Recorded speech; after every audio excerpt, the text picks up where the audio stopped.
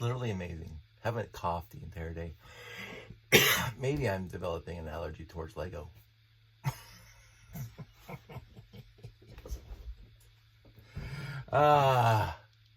Dutch orange. I'm gonna turn this a little bit. That's ish. Don't mind the laptop. That's a very old laptop. But I got it out to test something, and then I realized that that laptop doesn't have a serial cable on it, and I don't feel like digging out for my USB to serial adapter. So, because I have an older laptop with like Windows XP on it, 32-bit. It's an old Toshiba that I used originally. Well, not originally, but it was a long time ago when I was doing robot competitions. And I kept it because it has all my robot competition stuff on it. And I was going to test this guy because I just got this guy from a good friend, Chris. Thank you, Chris. At Bricks and the Six. He said he got this in a lot somewhere or something from somebody.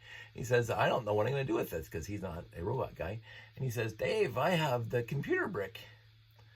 And I goes, oh, and he goes, yeah. And I go, I'd love it if you want me to buy it off you. And he goes, no, I'm just gonna, like me, he's downsizing. So he downsized my way. And I mentioned I got an RCX.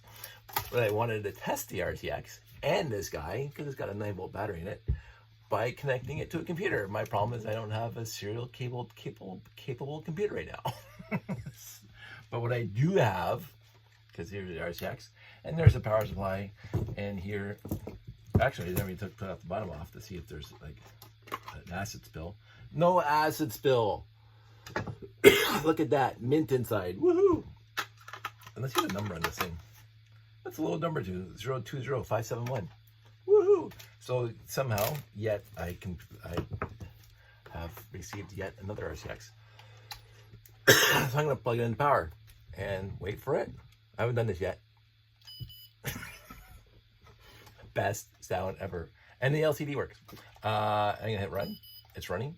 I'm going to go view. I'll let you see if you can see this. I'm gonna go view, hit the view button, and there's a little arrow.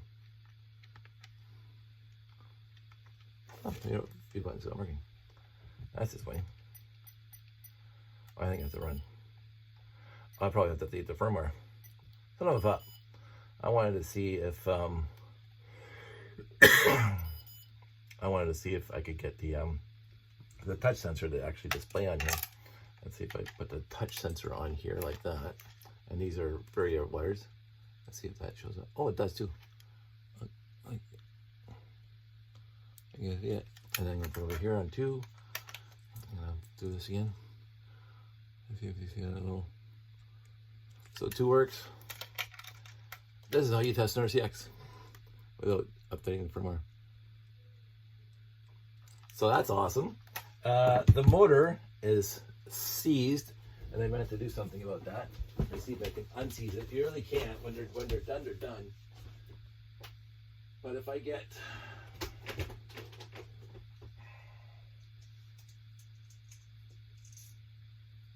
oh, this one's really bad. Let's see if I can find a motor. Yeah, there they are. I just want to grab my bin that weighs a ton, a virtual ton. So I can't even spin the motor. It is completely seized. So that is done. I've had a few go. I took one apart, and I won't be able to find it now, but I kept all the parts. Basically, they have a pressed, I don't know, almost like granulated magnet, whatever, on the back, and they press it, and then they coat it in some sort of silver coating, whatever. And basically, that's what the little circle is a whole permanent magnet, and they have in front of that magnet a tri-coil motor housing, coil housing, and that's what spins.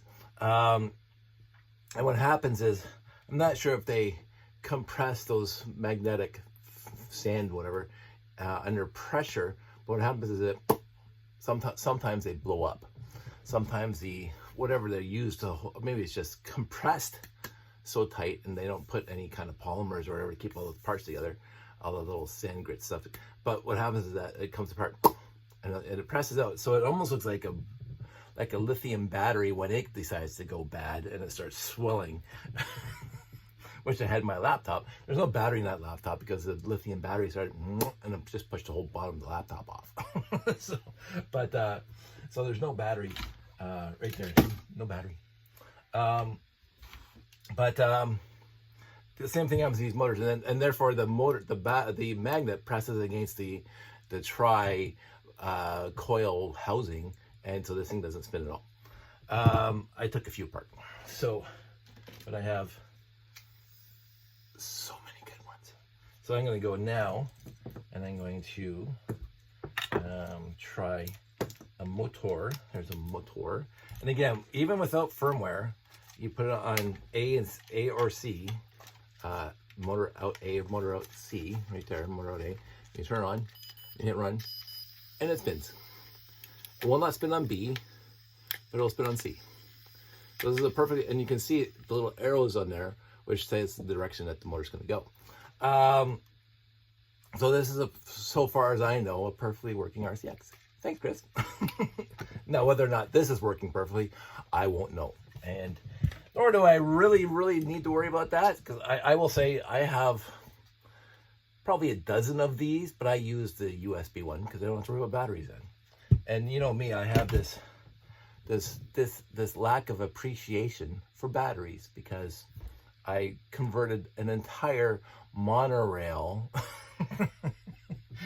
4 monorails plus, and a train and lights to completely powered by plugs. And a lot of people do a lot of, when I did walk around for lights out, there's a lot of battery operated lights, and I love it, by the way. Battery operated lights are fantastic because you don't have to worry about trying to get power back to a wall. And therefore you can put your layout wherever you want on the floor or wherever Callum puts you. Whereas me, I have to worry about where the nearest plug is. That is the one downside from my layout. The upside is I'm not spending $50 a month or $50 a show for batteries, because at the end there, with 4 monorail loops, when we were doing this is way back, I think it was the square that Jeff and I did that was 12.5 by 12.5, and every one of those monorail loops was like tens of feet long, with a lot of ramps and a lot of curves and whatever. I think for each train we're replacing 3 a day, 3 or 4 9 volts a day. Now you can buy the rechargeables. I tried that once. Maybe I just bought crappy rechargeable 9 volts. But the 9 volt rechargeable is not as good as going and just buying a straight up one-time use Duracell. You were recharging more, and it would be substantially slower and worse on the train. I never liked rechargeable 9 volts. Maybe again, I wasn't buying the good stuff. Also 9 volt serial cable that has really much faded. You can tell right there in the end, the original gray versus the yellow gray. So even their cables yellowed.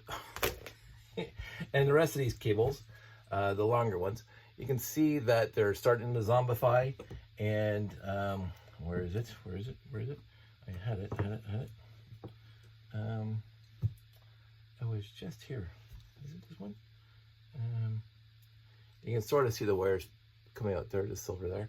But I had one here. But not there. Not there. Well, that's very odd because I was... Oh, there it is. You can't use this wire anymore. So that's what happened. So now I'm going to just cut off those ends and I'm going to put it in my bin. Oh, it's right over there. So I got my bin. I'm just going to put these in the bin right now.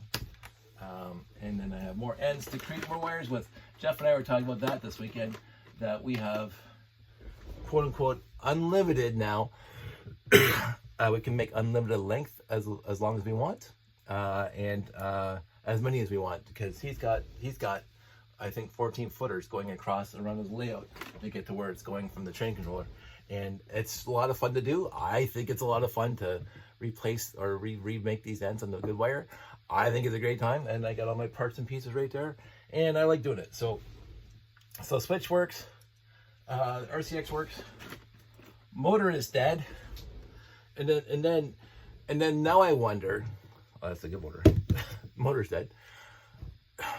Do I want to say that? What I've been doing lately, because my friend who wanted the Binadoom parts is down there in the States, and she's getting her own Binadoom parts going, that I've been honestly throwing out my bad Lego, if you want to call it bad Lego, parts that I will never ever literally ever use in any kind of display ever.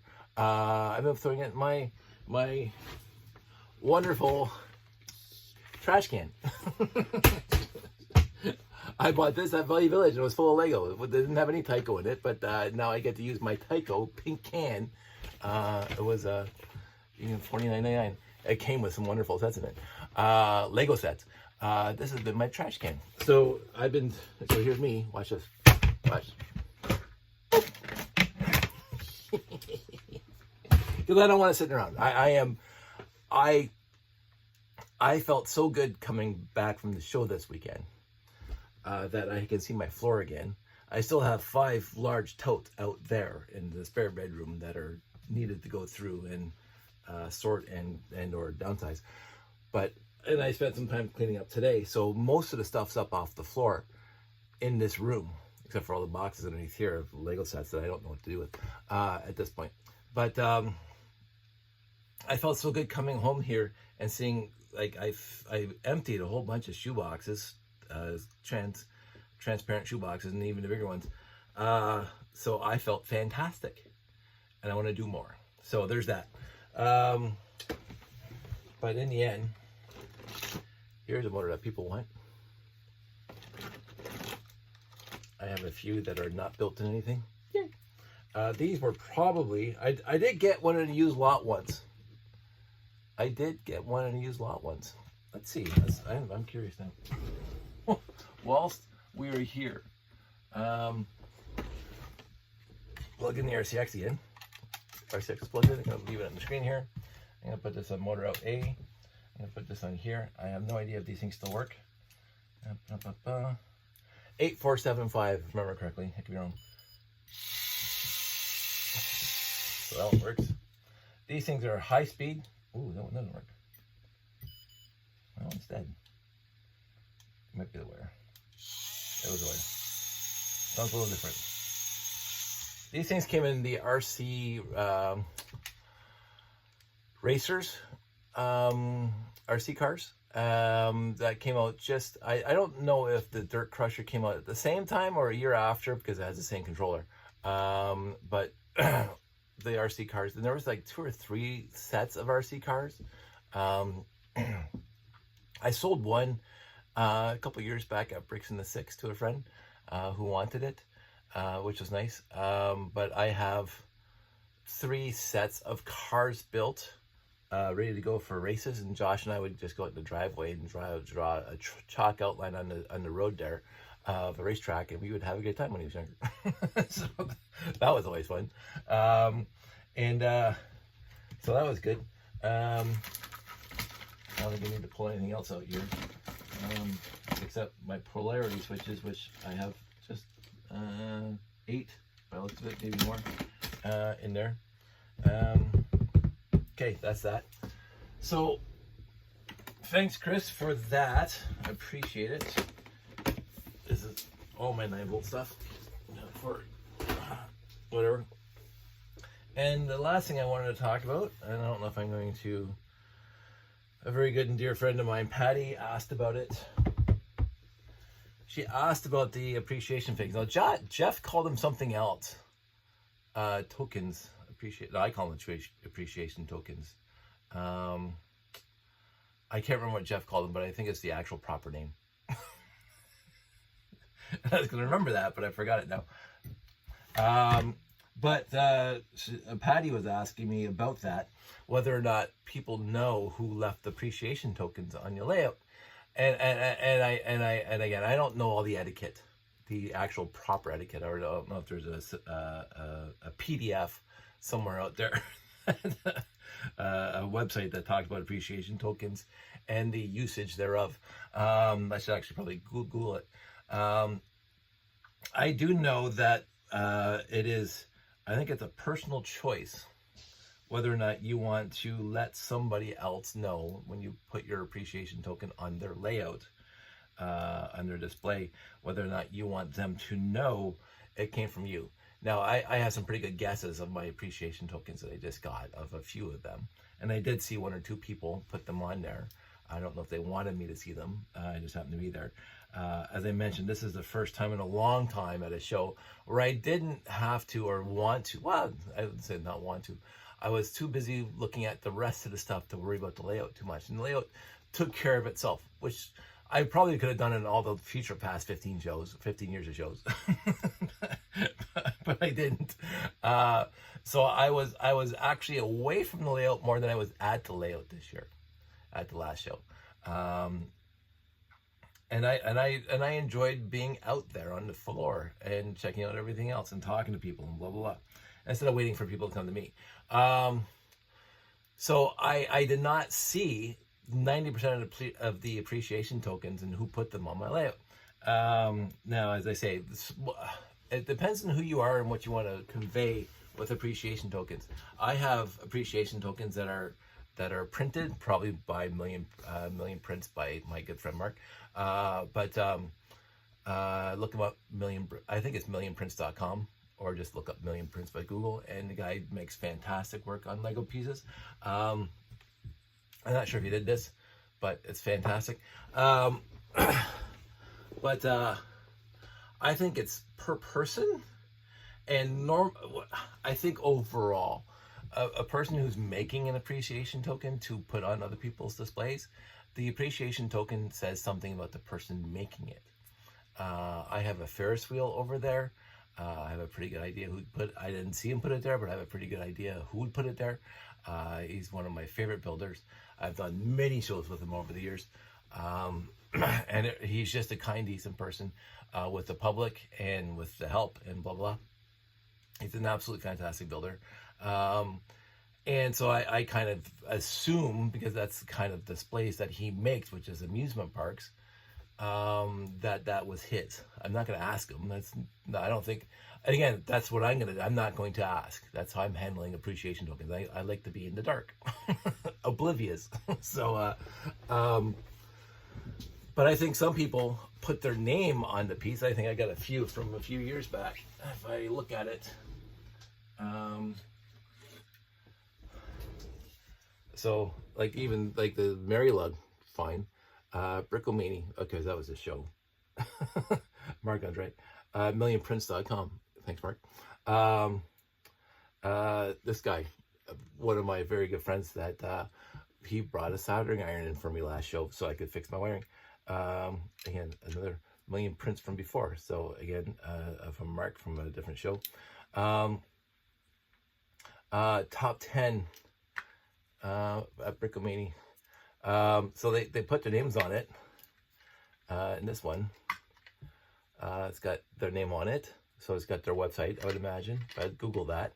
And then some, like this one, you don't know who that's from, or this one, who that's from, or this one, who that's from. But, and in this train layout, there's no name on it. So I think it depends on the person giving it.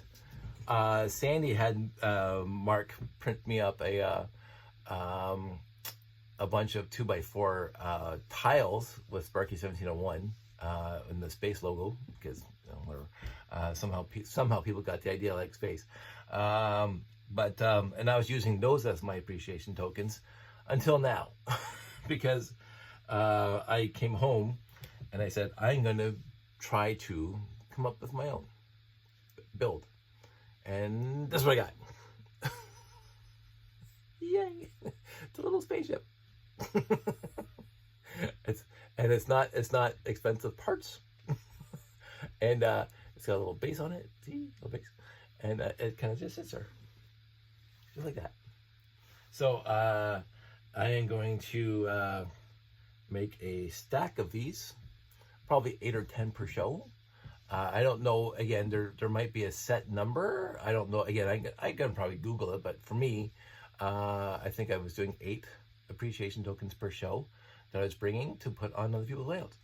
So I'm going to build 8 of these, and I'm going to bring them to the next show, whenever that is. And it has to be like a Lego convention. It can't be like the Anime North. It can't be like the Niagara Falls Comic Con or whatever. It has to be like a Bricks in the Six or a Brickomania, where the appreciation tokens come out, which makes sense. So I know at least that. I'm aware of that. And as I say, I think it depends on the person giving it, if they want the person that is receiving it to know or not know, and whether or not this is going to be anonymous, and people, well, they can probably guess this is mine, even if they don't watch this video. But I think it's one of the cutest, nicest, sincerest forms of appreciation. That's why I call it the appreciation token. I think it's one of the most sincerest things of a Lego event now, is that you get to show your appreciation of somebody else's build. And again, the appreciation could be for anything. It could be nice parts usage. It could be like how you like the building style. It could be the theme. It could be whatever you want. Whatever you walk around and you have 8 appreciation tokens and you drop them off.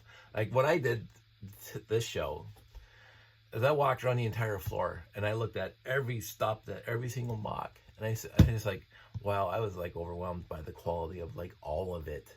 Even if I didn't understand, some of it was a little esoteric, some of it was a little outside my wheelhouse, some of it was like a little not my theme.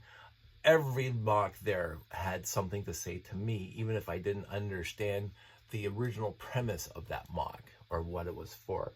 There was a few things there that I could have been some sort of obscure anime or some obscure movie or whatever, some obscure reference. Didn't care. It doesn't matter to me if I didn't get what it was conveying technically. I got how beautiful it was built or how good it looked. And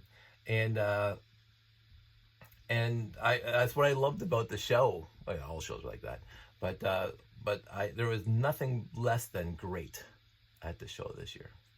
Like literally for me, there was nothing less than great. There was some spectacular mocks, small to big, small to massive. I mentioned the Harry Potter castle and the end fight, and all the little vignettes throughout the entire table of the Harry Potter castle, like different snippets from the movie. And the big battle in the middle between Voldemort and Harry, just spectacular. And I got that, but I'm sure there's a lot of vignettes that I didn't understand in there because I didn't look. I looked as close as I could, but there was like a lot of other things in there. I was blown away by the amount of detail in a fight mock like that. That was good. Yeah, so I mentioned to the builder, like, that, to me, that was just absolutely fantastic. He was sitting there one time when I was walking around and he seemed so young. I'm going, this young kid built this thing, and it's like absolutely astounding. And then I sat with my friend Justin for a couple minutes, not long enough, obviously, every time I do a show, never long enough to hang out with Justin. And we talked, and we just shot the breeze, and he was showing me his little, they're not cubes, I forget what they're called. When you have the 2 angles and the floor, and then you build boxes of them together for different little vignettes, I guess. Loved it. Loved them. So even like in a small little 8x8x8 void area, you can build something spectacular. And I've been thinking about building something like that for years. Ever since I saw the first one. Where did I see the first one? It's got to be a Brick Fet, like a decade ago, when I saw somebody, but they had the big base plate one, and it was like a big one. But then I got the 8x8s, and you got the 32x32s, like, and 16x16s, and they just lock together, and you stack them up. Janie told me after the show, I think it was 2016 or 2017, like that long ago, when there was a whole wall. It was the CMF habitats, and they just had like a whole wall of them across a bunch of tables, and they were trying to come up with best in show, And Janie said they won, the Habitats won that year, if I remember correctly.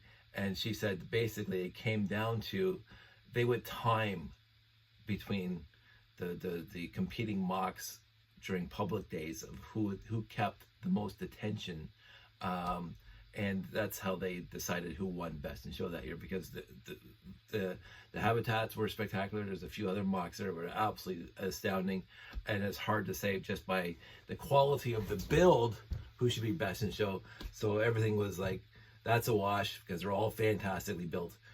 It came down to how long did it captivate the public's attention, which made that one the Best in Show, and it deservedly won. I will say that, because again, when I walked around that show, that BrickFest show, everything was spectacular. It was absolutely wonderful, and that's why I love all these shows. And yet, and I could see why the people who come up with the Best in Show were having a tough time that year, just like they would have had this year. And what I like now, because I'm older now, I appreciated that approach, but I also like the approach now where the appreciation to people that are called out during the closing ceremonies really doesn't have anything to do with what they bring physically to a show. It's what they've contributed to the community, including what they contributed to the actual Bricks in the Six, but also the community at large. And it was won by 3 people this year, shared by 3 people this year, and it was well deserved. So 3 people who have been instrumental, and right down to the nitty gritty to everything, and dedicating their lots of time, lots of effort, lots of energy to the show and to the community. So that was well deserved too. So again, all this stuff you can, I guess, in the end, just like Lego, you can do whatever you want with it. You can do, if you want a show, you can do it your way, and you can say, this is what I want to convey in my show for the people who attend and the public and whatever. I've been to many shows. I will say, so I have BrickFest original, Brick World, and Bricks in the Six, and I'm trying to remember. This is how bad my memory gets. Brickomania. I find that the shows that I really love, they're not too big. I mean, don't get me wrong, Brick World is literally the biggest show on the planet, and rightly so, because it is the biggest show on the planet. And because it's so big, it has to be run like a business. You can't play favorites, you can't coddle, you can't whatever. They have strict rules, and they adhere to those rules, and you will do this and you will do that, and these are the rules, and it doesn't matter who you are, you have to follow the rules. I'm usually a rule follower anyway, but and it's very I don't want to use the word impersonal, because you meet all your friends there. Like when I was at Brick World back in 2010, there was so many of my original Lugnet friends that were also at the same show, and it was fantastic because I got to spend time with them. But the show itself was run like a business, which is fine, because that's what they have to do, because it's so big. They don't have the warmth and the charm of just hanging out and blah blah of the executives and whatever. Although I can't even say that about Brick World, because the owners, the runners, hey, come on, if you're part of you can come up to the suite up in the top of the at least that's what we did. And there's pizza and there's whatever. So it was that was nice. I think for me, and this is a 100% personal thing, because I knew who run Big Fat. They're friends of mine for 30 years. So I knew who ran Brick Fat, and I wasn't part of the committee to run Brick, because they know me. Hey Dave, yeah, I have a tough time committing because my whole life is crazy. But since I knew them personally and they were really good and close friends, I felt very welcome there. And Janie would always watch out for us, watch out for me especially, because she knows that when I start talking to people, I don't get the layout set up. So she made a moratorium that one time, actually almost every show. Do not talk to Dave. let him get the layout set up. Thanks, Shane. And Brickomania, Dave Sinsire ran it the first year, and then Etienne did it the last two. I've only gone to two. Dave's Etienne's fantastic, and I felt so, hey Dave, and all the organizers would come over to me, and we'd chat and whatever. I knew them and blah blah, they're friends. And Bricks in the Six, I had a little bit of a thing at the beginning because it wasn't Brick Fett, and that was 100% me, and that's a thing that I won't say I regret now, because I did need a year off. I'll say that I did need a year off to get my wits about me. But I think this is my third or fourth Bricks in the Six now. Oh, these 4 and 6 years. So this is probably my third Bricks in the Six now, because I didn't go to the first one. And it's been fantastic. Literally fantastic. Every one of them. And it feels like, because I know the people who are running it, and it is, the host lug is Toro Lug, which I am a part of. And contrary to, whatever, I like being part of Toro Lug. I guess this is, not to get into this, but my biggest thing is that I've been around volunteer communities my entire life, volunteer organizations my entire life, whether it's the Boy Scouts, whether it's the Young Peoples, whether it's the whatever's, my parents are so dedicated to this kind of community stuff. Even the Submariners, there's the scuba club, although you pay your dues for that, and all that stuff. I've been hanging around community organizations that were not just friends hanging out going bowling. I was never part of a bowling league, but whatever. But community, like bona fide community groups, my entire life, and this is what I'm used to. This is how I grew up, and even in my 20s and 30s. For the most part, in my 20s and 30s, I avoided a lot of community involvement. I was just hanging out with friends, and we're going to the cottage and doing a lot of scuba diving, whatever. And so I got out of that for a while because of the detrimental suckage of energy from the people who are running the events to people who are coming to the events for free whatever. I guess that's the easiest and most unclear way I could put it. Is that I really just got to the point where I'm done with the malcontents and whiners who just show up for a free lunch or a free whatever. They just kind of suck all your energy, and they just kept on taking and whining that they're not getting enough. Which is something I've had to struggle with a little bit, because I do love communities like that. I love the Boy Scouts. I had a great time. Scouts Canada was fantastic to me. Now, whether or not it was fantastic to other people, I don't know, and I can't say. But it was fantastic for me and my family overall. And I do realize that there are some flaws with that.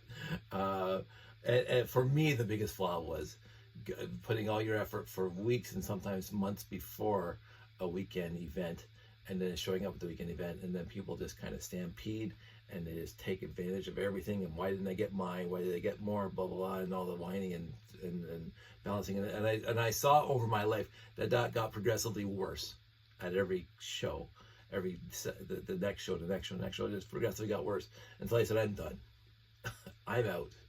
Other people stuck it through, very dedicated to the society, very dedicated to the community, and I respect them and I love them for it. And I helped out where I could behind the scenes, like, my mom needed to drive somewhere or carry something and get something set up. Absolutely. Never left them hanging, but I'm not going to be there on the public days. Whatever it is, I ain't going to be there. So that was me back in my 30s and 40s. And I slowly got back into it because of RTL Toronto. RTL Toronto, but RTL Toronto was not, and I want to be very clear about this, RTL Toronto was not an organized community. RTL was the antithesis of an organized community. It was an ad hoc presentation of whatever we wanted to do. So, the organizers, Chris and Yellen, had to go through a lot to put up with the rest of us. But that slowly got me back into being part of a semi-organized community event again. And then with RTL Toronto, we went to Brick Fest. With RTL Toronto, we went to Brick World. With RTL Toronto, which then evolved into a Toro Lug, we got to do our own Lego conventions, which was fantastic. Brick Fat, and was not an RTL thing; it was a Genie thing, but it was fantastic. And so, but I did not, and I still do not want to be part of any committee at any time, and take the burden of responsibility for the entire group onto me. I just want to show up. I want to dedicate myself to bring stuff to a show that's worthy to bring people that who are the public that want to come in, that sometimes have to pay, not like Tilsonburg, but other shows people have to pay to get in. I want to bring something worthy enough for them to say, I put my money down, I want to see something that's worthy. And I find, and I will say this, the worst experience I've had at a Lego show, the literally worst experience I've had at a Lego show, and I can't even think of one right now, but the worst experience I've ever had at a Lego show is nothing compared to my last few years in Scouts at a public event. It's nothing. There's nothing that can touch the amount of depression that I got by the consistent whining and bitching and complaining of people who never lifted one finger to help anybody else in their lives. Show up at these things and just want and want and want and want. And why did that other person over there get more than I did? And just perpetually whine and complain through the entire public day or weekend. And it was just, I got depressed. I will say that. And it did take me a long time to get over that. Again, that's my problem. I'm better now. I am far better now. I will say I'm in a far better position of my mental status now at almost 60 than I ever was in my 30s and 40s. And that's true. That's sincerely true. Actually, 40s is pretty good because I already met Sandy. Sandy is a fantastically wonderful influence on my mental status. But before that, RTL Toronto was a comfort zone. I didn't have to be always like putting my energy out to keep other people happy. We were all accepting each other as we were and as we are. And this is part of my whole life now, because not to go off on this tangent, my whole life has been trying to be who I am. And overall, I never cared about society except me. I have the whole room full of like 1 million bricks, probably less now because I sold some. And I never cared if other people made fun of it. It didn't bother me at all through my teens and 20s and 30s, because I still have it. I didn't lose any sleep over the, look at the guy, he's a little kid. Whatever. And now I look at it, and I was just at a show this past weekend. That was spectacularly awesome. And I hung out with the best people on the planet. Like literally, I hung out with so many good people this weekend. And they're like all over Canada, first of all, lots of people from different places in Canada, but some all over the world. And they all come together. And I never once felt like there was a whiner or a complainer or like I'm not getting enough. I never once had an experience like a sudden callback to my time in scouting at the end, where I felt like I'm not doing enough. like oh, this person just kind of trying to suck the energy right out of you because they just want it for themselves. There was no selfishness. The entire weekend that I saw, there was literally no selfishness. there was some really, really wonderful little groups in the order ceremonies there for the weekend. Girls' night out, or I think they call it something else, but where all the women lug people, Lego builders, got together for themselves, because I think that's a fantastic thing. I've always encouraged, I grew up with my sister, so I know that since I was a kid, girls can outshine boys when it comes to Lego building, because my sister smoked me a lot back in the day. I learned a lot of building techniques from my sister. But I know that the community itself took a long time to catch up to that, because it was Little Boys Club for a while. But I've never felt that way, even though RTL Toronto was 98% women, it's 98% men, until Janie showed up. But Janie was, for most of us, and there was some jackasses there, most of us loved having Janie at our shows. Janie was great. Janie was fantastic at our shows. And I never thought, oh, she's a girl. She's part of the group. She's one of us. She is one of us. And she still is. And so when I'm at these bricks and a six, it's literally wonderful to see the vast array of people, the people who bring stuff. And it doesn't matter where you're from, who you are. We all loved it. So anyway, that was 41 minutes. Oh, I almost got to an hour. Well, 20 minutes for an hour. But I'm going to cut it before now. Talking too much. In the end, I have a lot to talk about still, but I'm not going to put on this video. So, what else? I talked about that. Talked about everything else I wanted.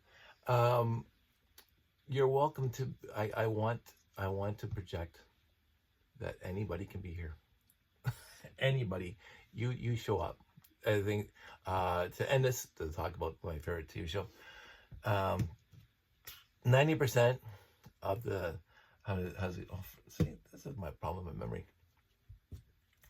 90% of the decisions that are made are from people who show up. You have to be in the building. You have to be at the meeting. You have to be whatever. 90%. There's a better way of saying it. I can't remember now. But it was in the West Wing or Sports. I can't remember which one. It doesn't matter. Everybody out there, stay safe, take care, and I will talk to you soon.